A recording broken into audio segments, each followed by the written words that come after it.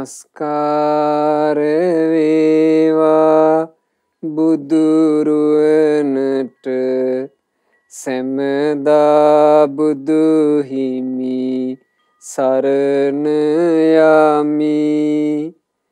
නමස්කාර වේවා ධම්රුවනට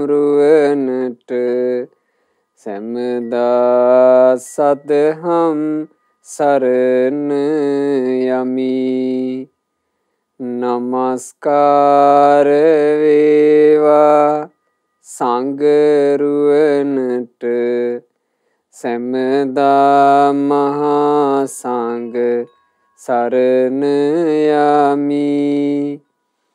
නමස්කාර වේවා තුනුරුවනට සැමදා තිසරණ සරණ යමි. සාදු සාදු සාදු. අප හැම දෙනාගේ කල්යාණ මිත්‍ර ගුරු දේවෝත්තම පරම පූජනීය පින්වත් ලොකු ස්වාමීන් වහන්සේ නිදුක්ව නිරෝගව දීර්ඝායුෂ සම්පන්නියම ලබත්වා. සාදු සාදු සාදු. පූජනීය ගරුතර මහා සංඝරත්නයන් අවසරයි. වාසනාවන්ත සදහවත් පින්වතුනි, දහම් පදයක් අසන්නට ලැබෙනවා කියලා කියන්නේ පින්වතුනි ජීවිතේ ඊටාම දුර්ලභ කාරණාවක්. බුදු කෙනෙකුගේ බණ පද ශ්‍රවණය කරන්නට ලැබීම දුර්ලභ කරුණක්. බුදුරජාණන් වහන්සේ වදාළේ කිච්චෝ සද්ධම්ම සවණං, ධර්ම ශ්‍රවණේ යනු අතිශය දුර්ලභ කරුණකි. ඊටා දුර්ලභව අපි හිතමු කෙනෙකුට ධර්ම ශ්‍රවණේ ලැබෙනවා කියලා. දැන් අපිට ඒ දුර්ලභ දේ මේ වෙද්දි ලැබිලානේ.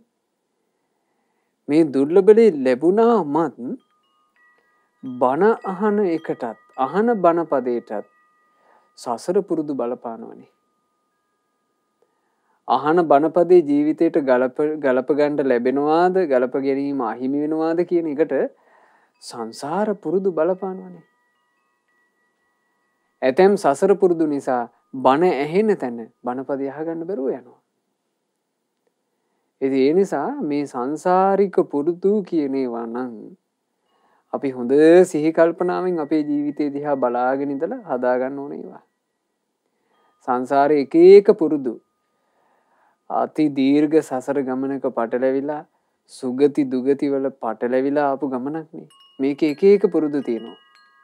මේ පුරුදු බණපදේ අහගෙන ඉද්දි ඉස්මතු වෙනවා. ඉතින් ඒ නිසා හොඳ අවධානයකින් තමන්ගේ ජීවිතයේ දෙස බල තමුන්නේ අඩුපාඩු හදාගන්න ඕන කියන තැනයි පින්වතුනි අපි ඉන්න ඕන.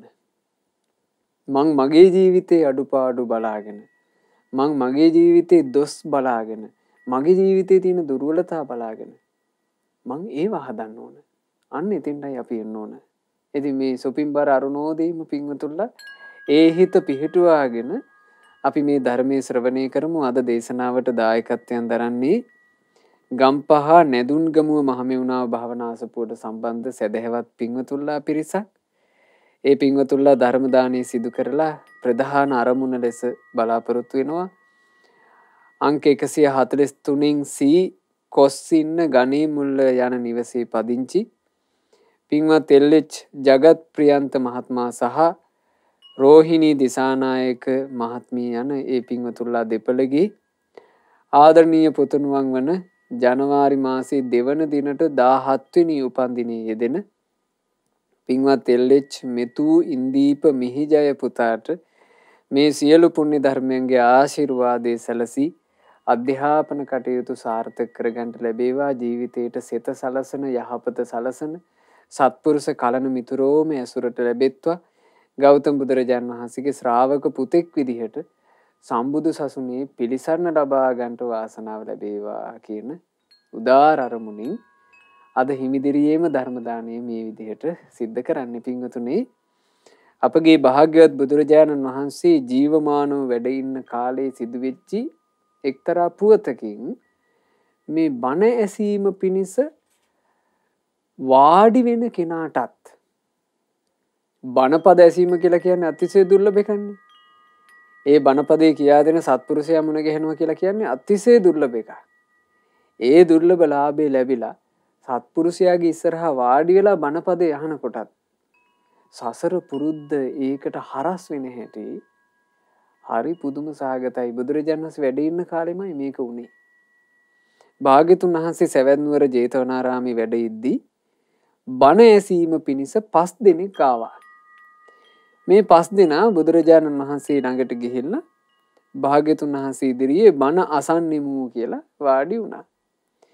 බුදුරජාණන් වහන්සේ මේ 5 දෙනාට ඊටාම අගනා මනහර දහම් කතාවක් ආරම්භ කළා. දැන් ආරම්භ කරනකොට ඔය පොඩ්ඩක් රස්නි කාලේ. ඒ නිසා ආනන්ද ස්වාමීන් වහන්සේ භාග්‍යතුන් වහන්සේට මේ පිටුපසින් ඉඳලා බුදුරජාණන් වහන්සේට පවන් සලමින් තමයි හිටියේ. ශරීර පහසුව පිණිස පවන් සලමින් හිටියා. එතකොට ආනන්ද ස්වාමීන් වහන්සේට මේ බණ ඇහෙන ඈයන්ගේ ස්වභාවයන් පේනවා. බණ අහනවා කියලා වාඩි වුණේ. එක එක ඒවා කර කර ඉඳලා අනේ නැගිටලා ගියා. ඒ ගියාට පස්සේ බුදුරජාණන් වහන්සේගෙන් ආනන්ද ස්වාමීන් වහන්සේ අහනවා, ස්වාමීනි, හරි පුදුම එකක් නේ උනේ. අර 5 දෙනා ආවේ බණ අහන්නයි. සුගත වූ මුනිරජාණන් වහන්සේම දහම් කතාව සිද්ධ කළේ. එතකොට බුදුරජාණන් වහන්සේ ධර්ම කතාව කරනවා කියලා කියන්නේ ආය දහම් ඇසීම පිණිස ඊටත් වඩා කෙනෙක් ඉන්නවද? බුදුරජාණන් වහන්සේගේ සම්බුදු මුව මඩලින්මයි බණපදේ අහන්නත් ලැබුණේ. ඒ වුණාට ස්වාමීනි එක්කෙනෙක් කරේ ගොර ඇද ඇද නින්දට වැටිච්ච එකනේ. බලන්න එක පුද්ගලයෙකුට බුදුරජාණන් වහන්සේ දහම් දෙසද්දී කුරවීකනාදෙන් බණ ඇහෙද්දී බ්‍රහ්මස්වරයෙන් බණ ඇහෙද්දී නින්ද ගියානේ.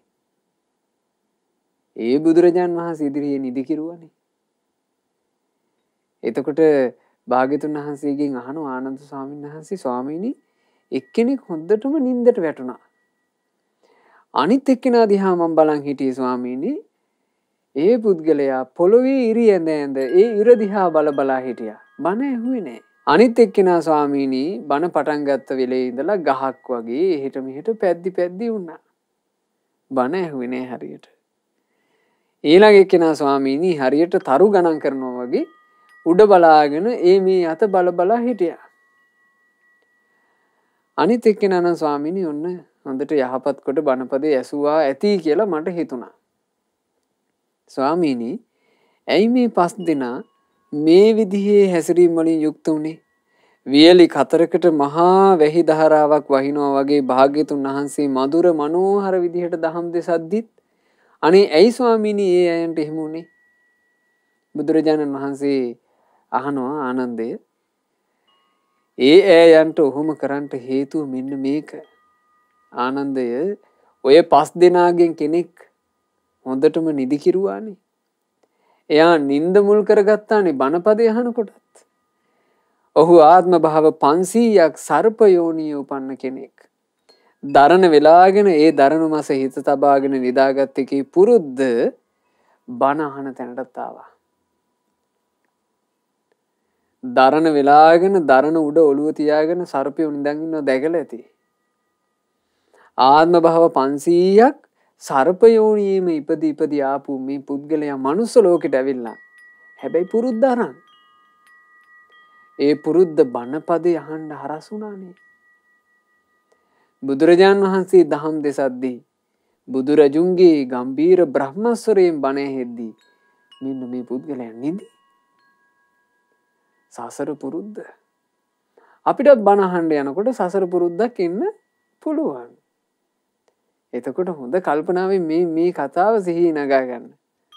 මට මේ සංසාර පුරුද්දක්ද කොහෙද මේකට යන්න දෙන්න නාකයි. අන්න අපිට අපිව රැකගන්න අවස්ථාවක්. ඊළඟට භාග්‍යතුන් වහන්සේ දේශනා කරනවා ආනන්දේනි අර ඇඟිල්ලෙන් බිම ඉරි අඳිමින් හිටිය කෙනා එයා ගැන දන්නවද? එයා ආනන්දේනි 500ක් ආත්ම භාවයන් හිම ගැඩවිල් යෝනියේ ඉපදී සිටියා.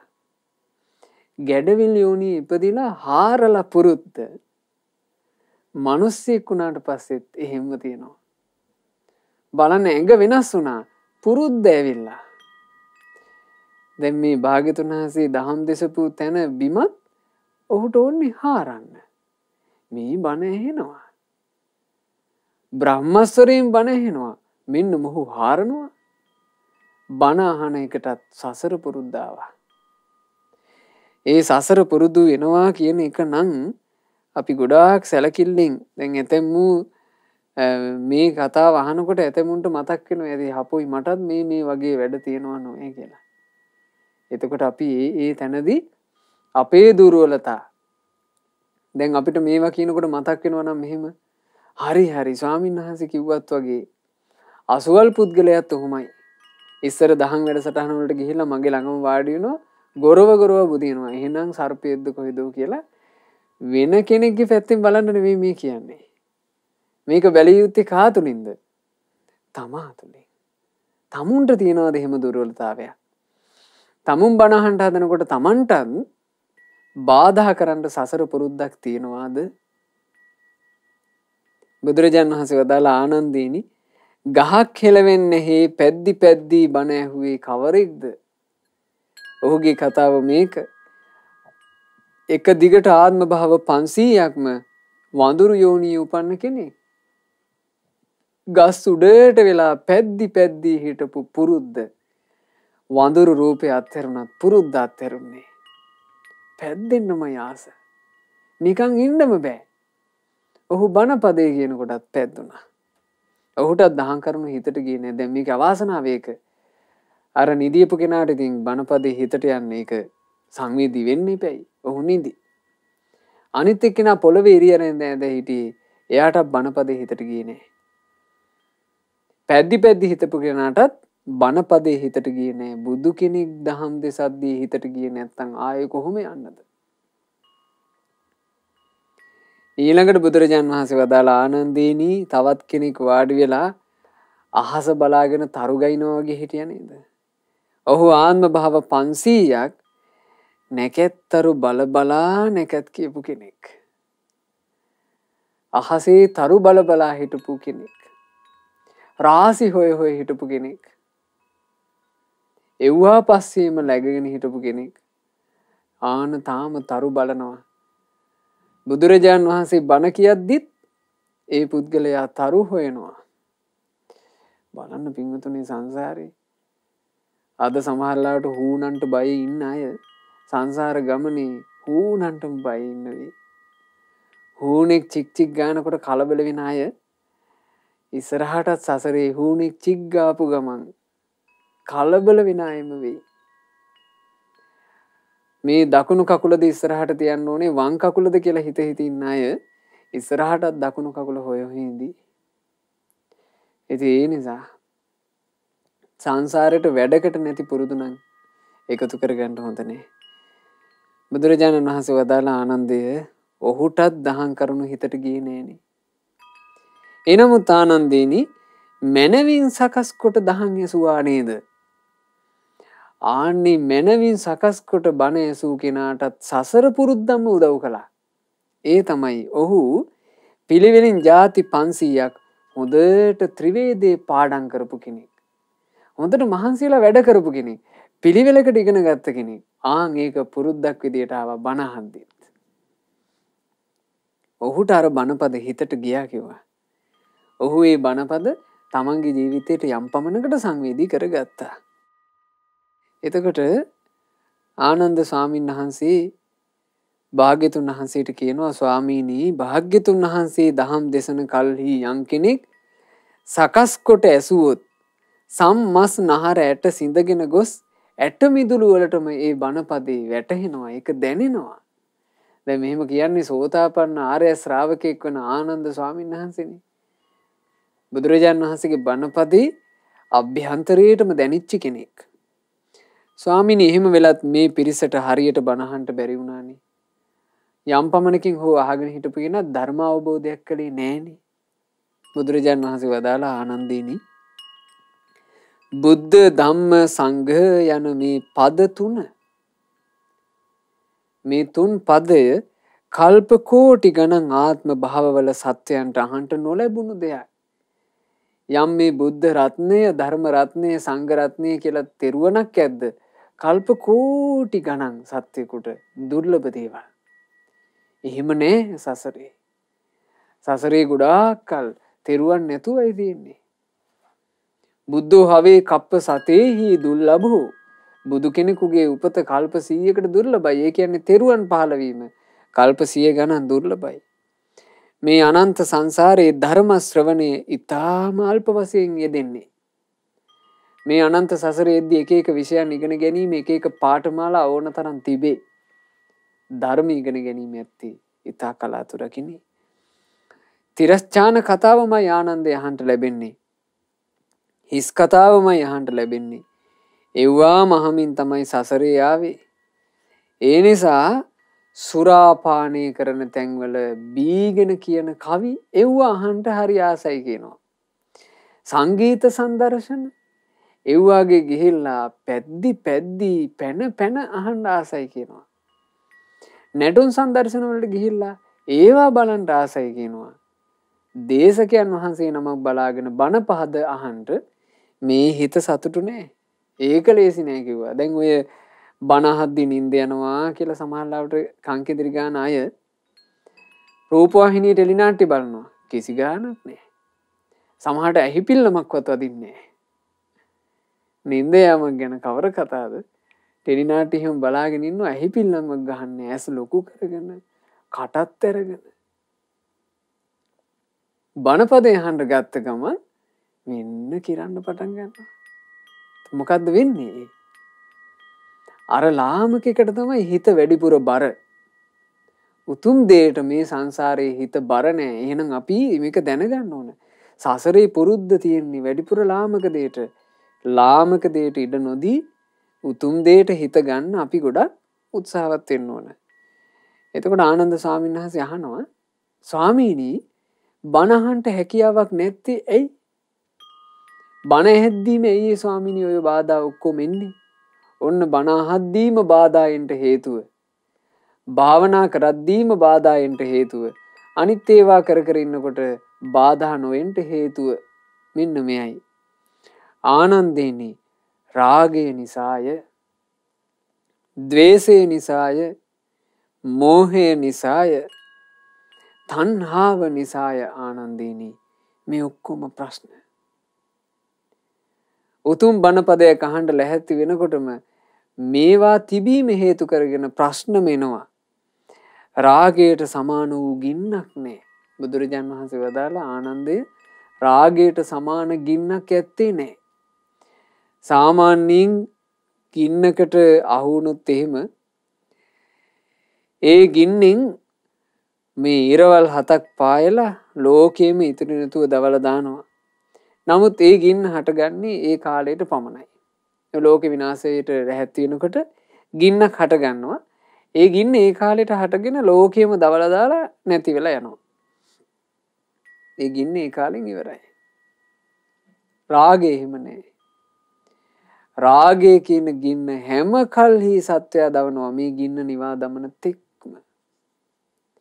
සංසාර ගමනේ ඉස්සරත් රාග ගින්නෙන් අපි දැවුණා. දැන් කියලා අමුත්තක් නෑ. තාම දැවෙනවා. යම් අයරකින් දහම් පදයක් තුල පිහිටා ඒ ධර්මයේ පුරුදු කරලා රාගය දුරු කරගත්තොත් මිසක් ඉබේ නම් නිවෙන්නේ නෑ. ඉබේ නිවෙන්නේ. ඒ හින්දා තමයි මේ රාගයට සමාන කිසිම ගින්නක් නෑ කියලා කියන්නේ. ඊළඟට ආනන්දය ද්වේෂයට සමාන කිසිම ග්‍රහණයක් නෑ. ග්‍රහණය වෙන දේවල් අතරේ ද්වේෂයට සමාන ග්‍රහණයක්. ඒ කියන්නේ මේ ද්වේෂය කියන එක ඇති වුණාට පස්සේ ද්වේෂය අල්ල ගන්නවා. ද්වේෂය අල්ල ගන්නවා කියලා කියන්නේ ද්වේෂය විසින් සත්‍යව අල්ල ගන්නවා. ඒ සත්‍ය ද්වේෂය තුලටම ග්‍රහණය වෙලා යනවා.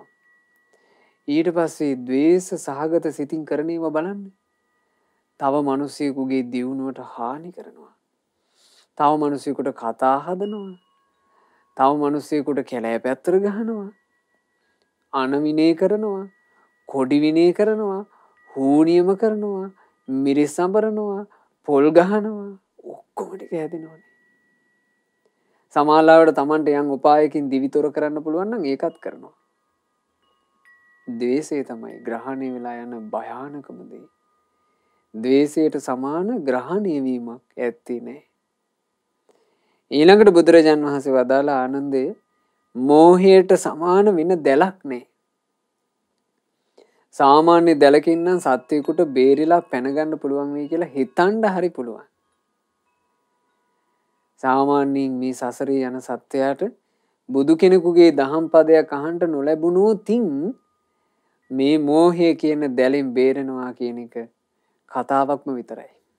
කිසි කලෙකත් බෑ. මෝහය කියන දැලින් නිදහස් වීම අතිශය දුෂ්කරයි. ඊට සමාන දැලක් නැහැ. ඒ දැල ඇතුලේ දෙවියොත් ඉන්නවා, බ්‍රහ්මයොත් ඉන්නවා, මිනිස්යොත් ඉන්නවා. ආනුභාව සම්පන්න, ආනුභාවයේ අඩු මේ හැමෝම මේ දැල ASCII.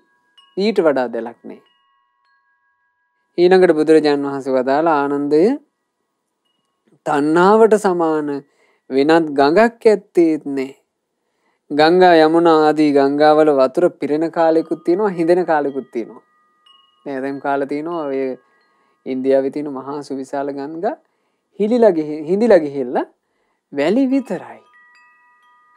ඔය තනින් තන වතුර ඩිංගිත්තක් තියෙනවා එච්චරයි. ඒ වගේ සැඩපහර ඇතැන් කාලෙකට නැත්තටම නැතුව යනවා. ඒ වුණාට තණ්හාව කියන එක එහෙම නැහැ. තණ්හාව කියන එක හැමතිස්සෙම ගලනවා. ඇස කන නාසය දිවකය මනස කියන හයින් මේ ජීවිතය ඇතුළට හැමතිස්සෙම තණ්හා ගඟ ගලා බසිනවා. ඉතින් බුදුරජාණන් වහන්සේ ආනන්ද ස්වාමීන් වහන්සේට මේ අර්ථය ඉස්මතු කරන්න බොහෝම මధుර මනෝහර ගාථාවක් වදාලා. බලන්නේ ගාථා රත්නය. නත්තිරාග සමෝ අග්ගී නත්ති දෝස සමෝ ගහෝ නත්ති මෝහ සමංජාලං නත්ති තණ්හා සමානදී. රාගයට සම කළ හැකි ගින්නක් ලොවෙහි නැත්තේ. ද්වේෂයට සම කළ හැකි ග්‍රහණයක් ලොව නැත්තේ. මෝහයට සම කළ හැකි දැලකුත් ලොවෙහි නැත්තේ.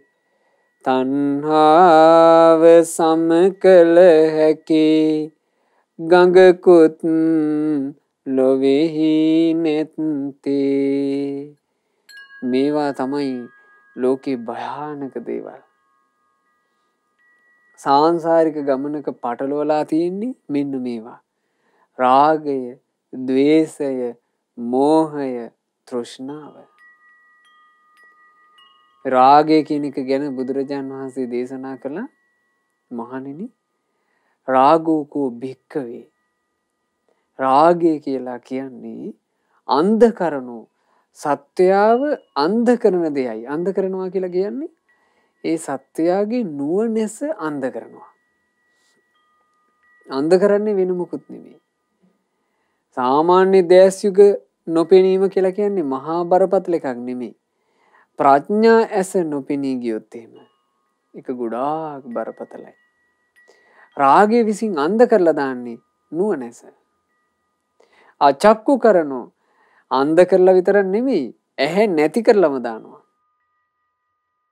අඥාන කරනෝ අඥානයෙක් බවට, මෝඩයෙක් බවට පත් කරනවා.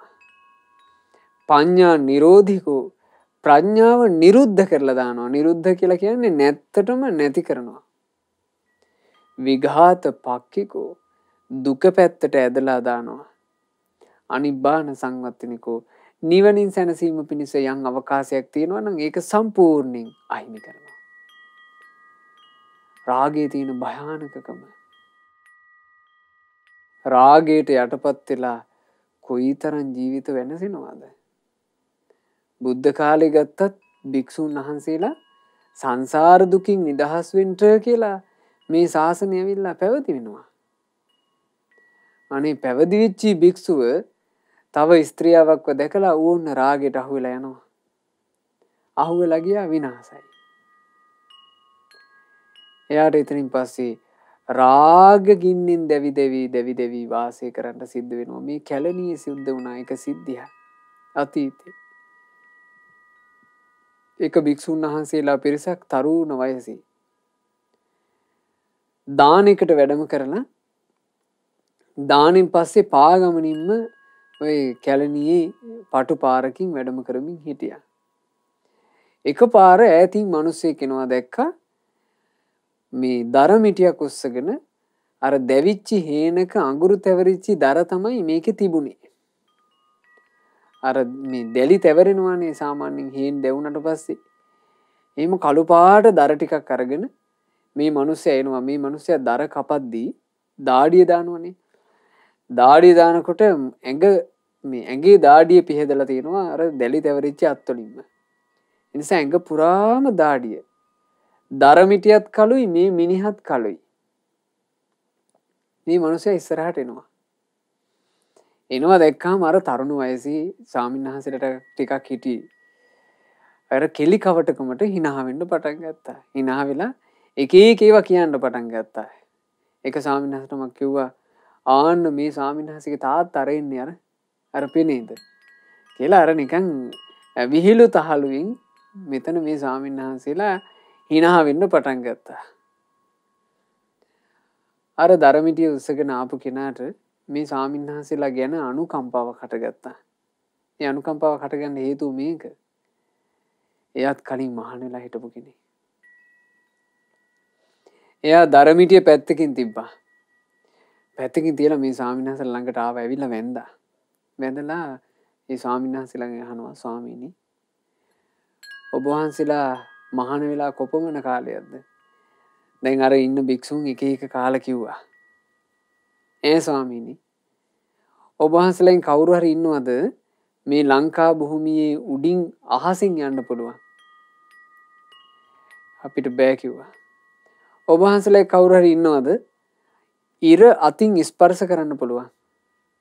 බැරිය කිව්වා. ඔබ වහන්සේලා කවුරු හරි ඉන්නවද හඳ අතින් ස්පර්ශ කරන්න පුළුවන්? බෑ කිව්වා. එතකොට ඔහු තමන්ගේ දැලි තැවරිච්ච අත් මෙහෙම ඉස්සරහට පෙන්නවා. පින්නලා කියනවා ස්වාමීනි මේ අත් ඉර අල්ලපුවත් හඳ ස්පර්ශ කරපුවත් ස්වාමීනි මේ දැලි තැවරිච්ච ශරීරයේ ඔසවාගෙන මම ලංකා භූමියේ ඉහළ අහසේ ගිහින් තියෙනවා. එරදීන් මං එහෙම ධ්‍යාන අභිඥා උපදවාගෙන හිටපු කෙනෙක්. ස්වාමීනි මං පිරිහුණා. මං පිරිහුණේ ස්ත්‍රියාවක් නිසා. ඒ ස්ත්‍රියාව දැක මගේ ජීවිතේ සම්පූර්ණයෙන් පිරිහී ගියා. රාග ගින්නට අහු වුණා. ඔබ වහන්සේලා වීරිය කරන්න කිව්වා. එතකොට මේ වික්ෂුන් වහන්සේලා හැබැයි අර කෙලිසෙල්ලුමින් හිටියට මේ කියපු කතාව හිතට ගත්තා. හොඳටම සංවේගය ඇති වුණා. ඒ වික්ෂුන් භාවනා කරලා ධර්ම අවබෝධ කළා. එතකොට බලන්න රාගය තමයි ගිනි අතරේ තියෙන දැවැන්තම ගින්න. ඊට වඩා ගින්නක් නෑ. ඊළඟට ග්‍රහණය වෙන ඒවා අතරේ තියෙන්නේ බලවත්ම ග්‍රහණය වීම ද්වේෂය. ඒ නිසා මේ තරහා ගන්නවා කියන එක නම් පුළුවන් තරම් පින්වතුනි අපි අඩු කරන්න ඕන. හේතුව තරහ ගන්න පින්වතුනි ඒ තරහට ද්වේෂයට අපිව ග්‍රහණය කරගන්න පුළුවන්. අන්තිමට අපි ද්වේෂයේ කොටස්කාරයෝ.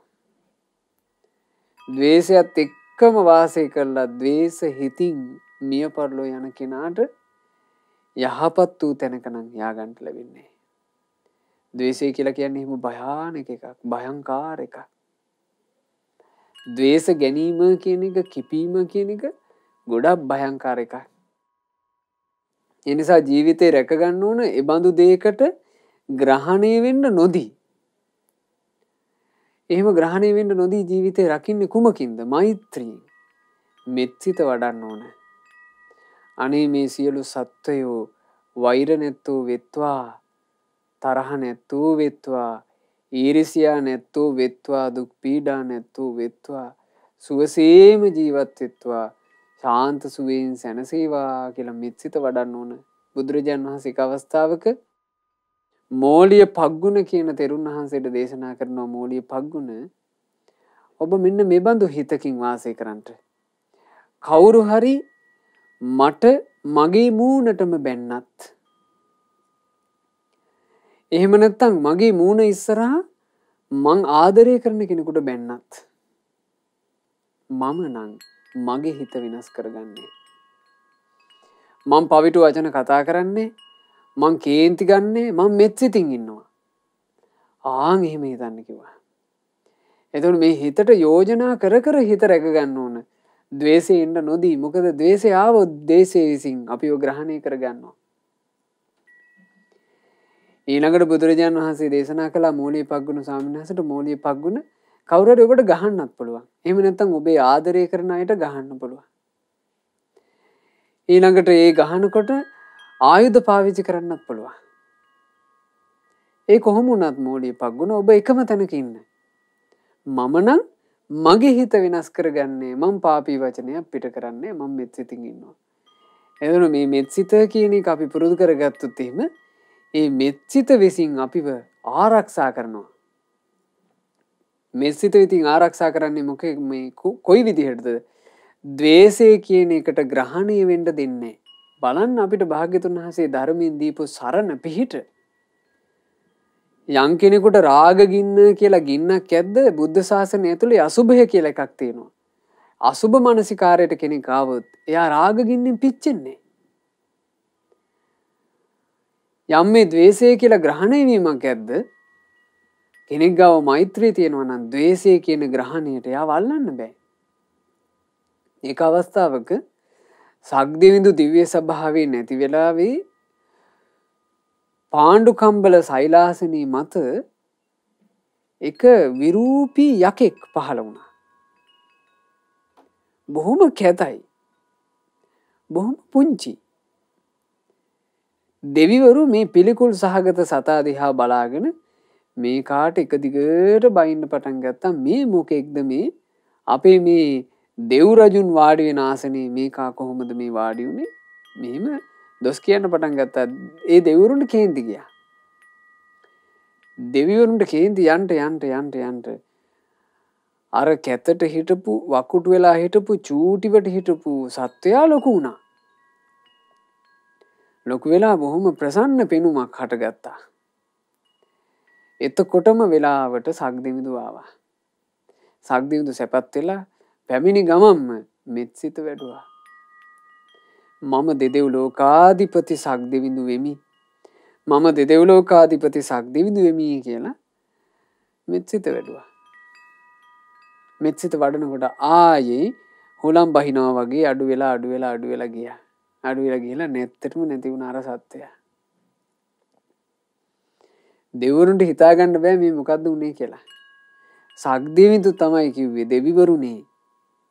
ඔය ඇවිත් හිටියේ ද්වේෂය අනුභව කරන, ද්වේෂය ආහාර කරගත්ත යක්ෂයෙක්.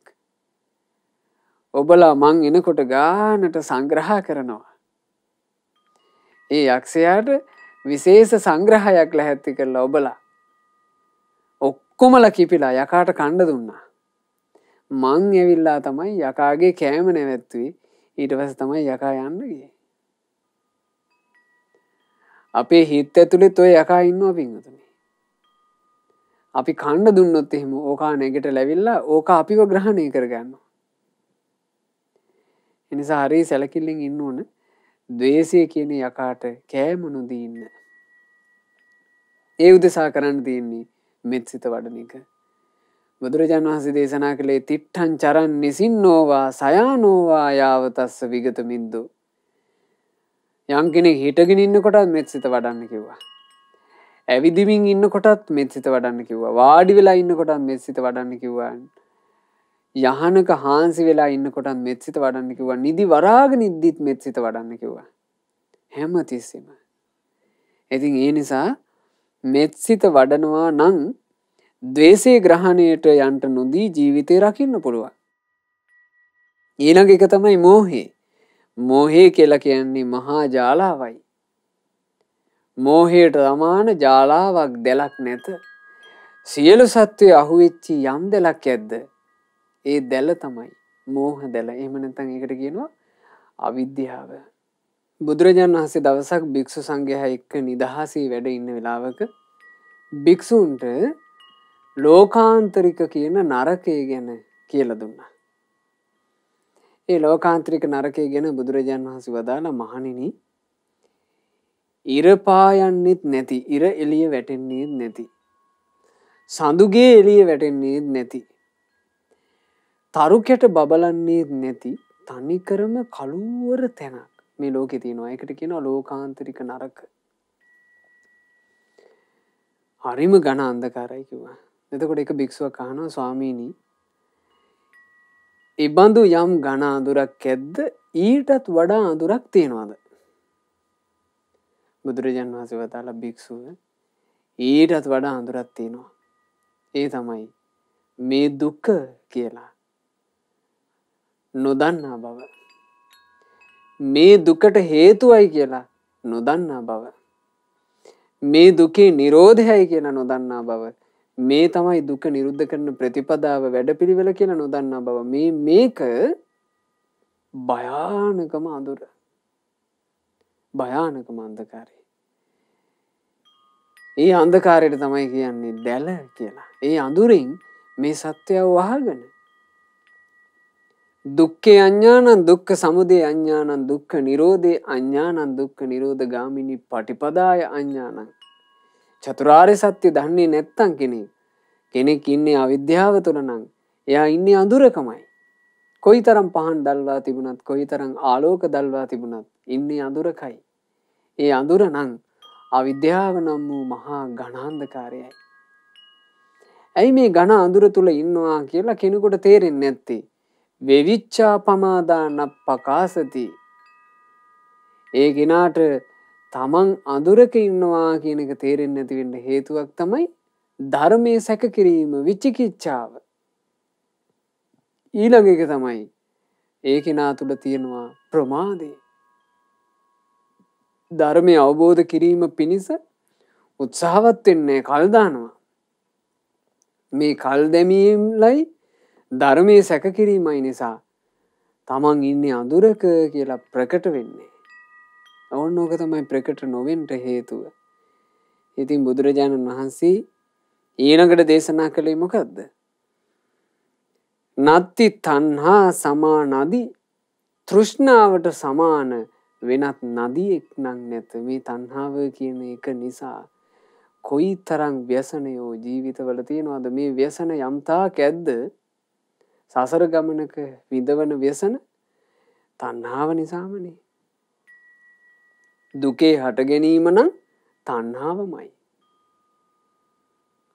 බුදුරජාණන් වහන්සේ දේශනා කොට වදාළේ අවිජ්ජා නීවරණානං සත්තානං තණ්හා සංයෝජනානං.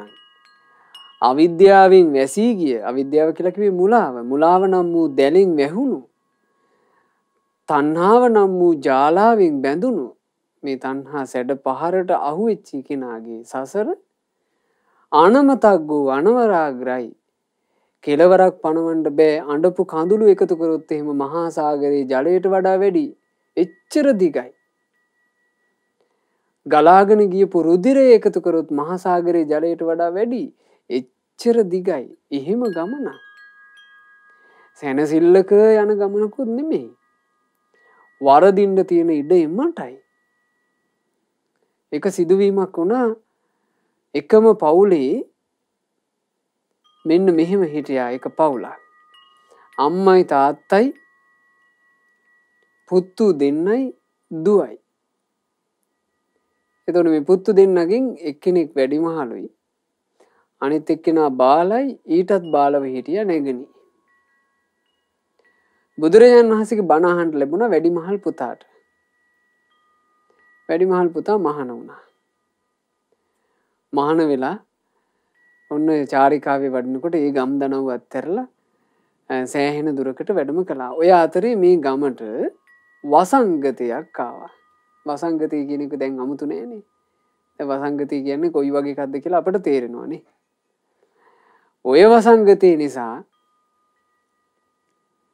අර නිවසේ හිටපු ඔක්කොමලා වසංගතයට ගොදුරු වෙලා ඔන්න අම්මා මැරුණා. ඊට ටික කාලයකට පස්සේ තාත්තත් මැරුණා. ඊට පස්සේ ඊට ටික කාලයකට පස්සේ නංගිත් මැරුණා. අර මේ ස්වාමීන් වහන්සේට බාල සහෝදරයා එයා විතරක් යාන්තම් බේරුණා. බොහොම අමාරුයි. දැන් මේ ස්වාමීන් වහන්සේ මේ තොරතුරු මොකුත් දන්නේ නැහැ. ඉතින් ওই ජනපද චාරිකාවේ වැඩම කරන ගමන් දහම් අනුශාසනාත් කරමින් උන්වහන්සේ බණ භාවනා කළා. අවසානයේ රහතන් වහන්සේ නමක් බවට පත් වුණා. දැන් මේ ස්වාමීන් වහන්සේ යලිත් චාරිකාවේ වඩින අතරේ තමන් ජීවත් වෙච්ච ගම්මානෙට වැඩම කළා. ඒ වැඩම කරපු වෙලාවේ පිණ්ඩපාතේ වඩින ගමන් තමන්ගේ නිවසට ගොඩ වැදුණා. අනේ නිවසට ගොඩ වදිනකොට නිවසේ මේ මහා ඛේදවාචකයක් වුණා කියලා දැනගන්න ලැබුණා. ඉතින් තමන්ගේ සහෝදරයා විතරයි දැන් ඉන්නේ. සහෝදරයාත් කරන්නේ මොකද්ද? දඩයන් කරනවා. දඩේම මිනිස්සුගේ වැඩේ. ඌරන්ට මදු ගහනවා. මේ නිවසට සාමාන්‍ය ලොකු වත්තක් තිබුණා. ඒ වත්තෙත් ඌරෝ ගැවසෙනවා. ඒ නිසා මදු ගහලා තිබුණා. ඉතින් ඔහොම කාලය ගත වෙනකොට මේ ස්වාමීන් වහන්සේ ඒ විහාරෙම ටික දවසක් නැවතිලා ඉඳලා තියෙනවා. ඔය අතරේ මේ සහෝදරයා ගහපු එක උගුලකට ඌරෙක් අහු වුණා. මෙයා ඌරා මැරුවා. ඌරා මරලා මෙයාට හිතෙනවා දැන් මේ අහුවෙච්චි ඌරාගේ ප්‍රනීත මාංශي මං හොඳට සකස් කරලා අපේ ස්වාමීන් වහන්සේට දාන ඩිංගිත්තක් පූජා කරන්න ඕන. උන්වහන්සේලාට නිතර ලැබෙන්නේ නැතුව ඇතිනේ ප්‍රනීත භෝජන කියලා. ඔන්න දැන් ඌරු මාංශය සකස් කරන්න කලින් හෙට දවල් දාන්නට ආරාධනා කරන්නම් කියලා අර ඌරගේ මල කඳ ගෙදර තියලා මෙයා ගියා විහාරයට ආරාධනා කරන්න. මේ ස්වාමීන් වහන්සේ තමන්ගේ බාල සහෝදරයාගේ ආරාධනාව බාර ගන්න ගමන් නිකමට වගේ මේ ගැන නුවණින් බැලුවා. අනේ බලද්දී මේ උත්තමයා දකින්නවා තණ්හාව නිසා පටලැවී ගිය සංසාර කතාවේ අතිශය දුක්ඛිත කතාවක් මෙතන සැඟවිලා. මේ ස්වාමීන් වහන්සේ කිව්වා මල්ලී දැම්මම යමු අපි නිවසට. විශේෂ දෙයක් තියෙනවා. ඉතින් මේ ස්වාමීන් වහන්සේ පිටත් වුණා. පිටත් වෙලා ස්වාමීන් වහන්සේ අර ඌරාගේ මෘත ශරීරයේ ළඟ මලකුණ ළඟ පුටුවක් තියාගෙන වාඩි වුණා. වාඩි වෙලා කියනවා මල්ලිය පිහියක් ගනි. පිහිය කරගෙන ඔය ඌරාගේ කුසේ අන්න අරහරියෙන් පලාපන්. ඔන්න කුස පැලුවා. කුස පලන ගමන් මේ ස්වාමීන් වහන්සේ කියනවා මල්ලී ඇති සර්පේකුගේ කොටස් නාගයෙකුගේ කොටස් ඇති. ඒ කොටස් ටික එළියට ගනින් කිව්වා. අනේ කිව්වත් වගේ මෙන්න කුස කපනකොට කුස ඇතුලේ තියෙනවා සර්පේකුගේ කොටස්. ගත්ත එළියට. ඒ කොටස් දිහා හොඳට බලලා මේ ස්වාමීන් වහන්සේ කිව්වා මල්ලී ආන්න අර සර්පයාගේ කොටස ඒ කොටස කපාපන්. ඔය ඉදිමිලා වගේ තියෙන තැන පරිස්සමට කපාපන්.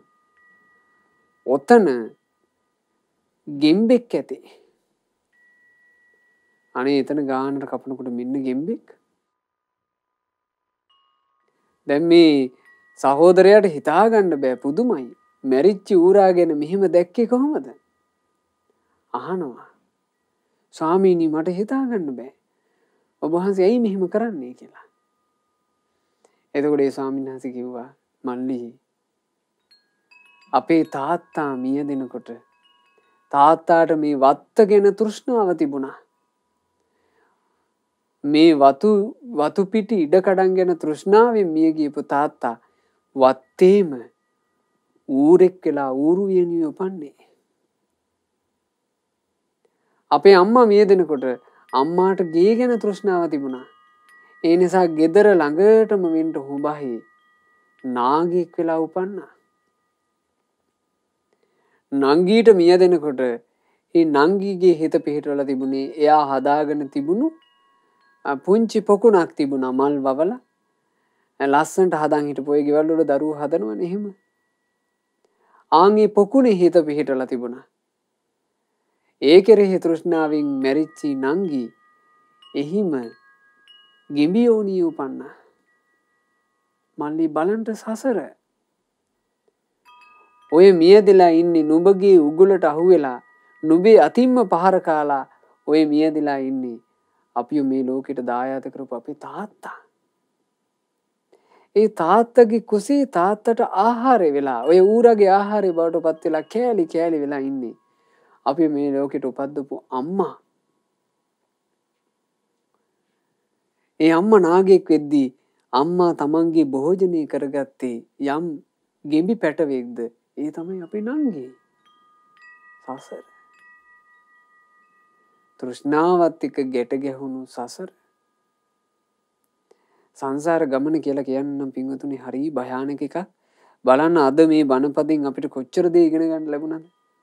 බණපදයක් අහන්න යනකොටත් සංසාරේ එක එක පුරුදු බාධා කරන හැටි අහන්න ලැබුණා. ඊළඟට සංසාර ගමනක තියෙන හරි භයංකාර දේවල්. රාගයට සමාන ගින්නක් නේ, ද්වේෂයට සමාන ග්‍රහණය වීමක් නේ, මෝහයට සමාන දැලක් නේ, තණ්හාවට සමාන ගඟකුත් නේ. හැබැයි මේ ධර්මයේ කියන්නේ ආශ්චර්යවත් එකක්. සංසාර ලාමක පුරුදු වලට ඉඩ යන්න නොදී හොඳට බණ අහලා බණ පුරුදු කරොත් රාග ගින්න නිවන්න පුළුවන්. ද්වේෂ ග්‍රහණයෙන් ගැලවෙන්න පුළුවන්. මෝහය කියන දැලෙන් පැන ගන්න පුළුවන්. තණ්හාව කියන නදිය වියලවා දාන්න පුළුවන්. ඉතින් මේ සම්බුද්ධ ශාසනය කියලා කියන්නේ එහෙම එකක්. බුදු සසුන මුණ ගැහිණු මොහොතේ අපි හැම දිනාටත් මේ බුදු සසුනේ පිළිසරණ ලබා ගැනීමේ වාසනාව ලැබේවා. සාදු සාදු සාදු. අප රැස් කළා වූ සියලුම පුණ්‍ය ධර්මයන් සියලු දෙවියෝ සතුටින් අනුමෝදන් වෙත්වා. පින් අනුමෝදන් වන දෙවිවරු දිව්‍ය සැපෙන් වැඩෙත්වා, දිව්‍ය ආශ්චර්යයෙන් වැඩෙත්වා. දෙවියන්ගේ නිරන්තර ආශිර්වාද නිරන්තර රැකවරණ අප හැම දිනාට දෙවියෝ නුවඩුවම සලසා දෙත්වා. දෙවියෝද සංසාර දුකින් අත මිදෙත්වා. සාදු සාදු සාදු. රැස් කරගන්නට යෙදුණු උදාරතර පුණ්‍ය ධර්මයන් අපගේ ගුරු දේවෝත්තම කල්යාණ මිත්‍ර පරම පූජනීය පින්වත් ලොකු ස්වාමීන් වහන්සේට අනුමෝදන්ව ගුරු දේවයන් වහන්සේ නිදුක්ව නිරෝගව දීර්ඝායුෂ සම්පන්නියම ලබත්වා. ගෞතම සාසනය තුලම උතුම් වූ චතුරාර්ය සත්‍ය ධර්මය පරිපූර්ණ වශයෙන්ම අවබෝධ කරගන්නට වාසනාව ලැබෙත්වා. සාදු සාදු සාදු. රැස් කළ උදාරතර පුණ්‍ය ධර්මයන් ගම්පහ නෙදුන්ගමුව මහමෙවුනා භාවනා අසුපුවේ වැඩවසන පූජනීය මහා සංඝරුවනටත් රටලෝක වාසී සිල් ගුණ පුරන උතුම් මහා සංඝරුවනටත් අනුමෝදන්ව පින්වතුන් වහන්සේලා නිදුක්ව නිරෝගව දීර්ඝායුෂ සම්පන්නිය ලබත්වා. පූජනීය මහා සංඝරුවනටත් අනගාരികා මෑණිවරුන්ටත් පැවිදි අපේක්ෂාවෙන් සිටින පින්වත් හැම දිනාටත් ගෞතම සාසනය තුලම ධර්මාවබෝධ කරන්ට වාසනාව ලැබේවා. සාදු සාදු සාදු. රැස් කරගන්නට යෙදුණු මේ උදාරතර පුණ්‍ය ධර්මයන් අද දවසේ ධර්ම දානමේ පින සිද්ධ කරන මේ පින්වතුන්ලා බලාපොරොත්තු වෙන පරිදි අංක 143න් සී කොස්සින්න ගණේමුල්ල යන නිවසේ පදිංචි ජනවාරි මාසයේ දෙවන දින 17 වෙනි උපන්දිනයේ සැමරු පින්වත් එල්.එච්. මෙතු ඉන්දීප මිහිජය පුතාට අනුමෝදන්ව ඒ පුතාට මේ පිනේ ආශිර්වාදේ රත්නත්‍රයේ ආශිර්වාදේ සියලු දෙවියන්ගේ ආශිර්වාදේ නොඅඩුවම සැලසේවා. නිදුක් නිරෝග සුව ලැබේවා. දීර්ඝායුෂ සම්පන්නියම ලැබේවා.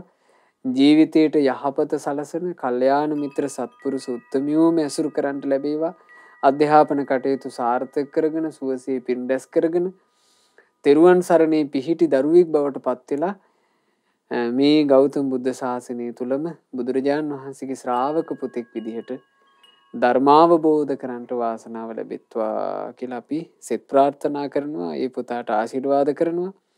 ධර්ම දානය සිදු කරන ඒ පින්වතුන්ලාගේ නමින් මේ පරලෝ යන්ට යෙදුණු සියලු ඥාතීන්ට පින් අනුමෝදන්ව ඥාතීන්ගේ පරලෝ ජීවිතයේ සැපයෙන් සැපයටම පත්වෙත්වා. ඉක්මන් භවයකදීම සංසාර දුකින් අත මිදේවා කියන ප්‍රාර්ථනාවෙන් පින් අනුමෝදනා සිදු කරන්න. මේ ධර්ම දානයේ වෙනුවෙන් නන්නරින් උදව් උපකාර කරපු පින්වතුන්ලා සියලු දෙනාට ධර්ම දානමේ පිනේ සෙත ආශිර්වාදයේ සැලසේවා.